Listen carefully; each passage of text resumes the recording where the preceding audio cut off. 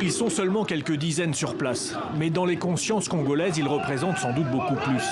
Les membres de la Lucha sont des porte-voix. Ils ont le mérite, depuis des années, de tenir la rue. Ces images montrent encore une fois les violences policières commises contre ces jeunes. Les policiers ne les ont pas accompagnés longtemps, ils ont molesté plusieurs manifestants, laissant certains dans l'incapacité de marcher. D'autres sont embarqués sous le regard scandalisé des passants.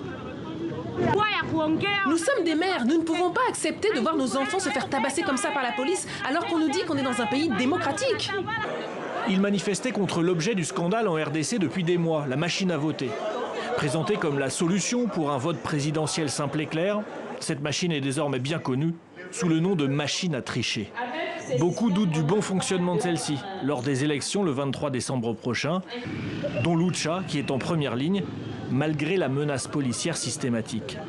Nous déplorons cette attitude parce que, en fait, si on est en train d'organiser des élections, on n'a pas peur de pouvoir laisser les gens s'exprimer.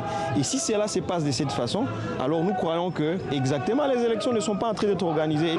Et Juvin Combi a lui aussi été arrêté juste après cette interview selon l'organisation, alors qu'il s'était rendu au chevet des premiers emprisonnés.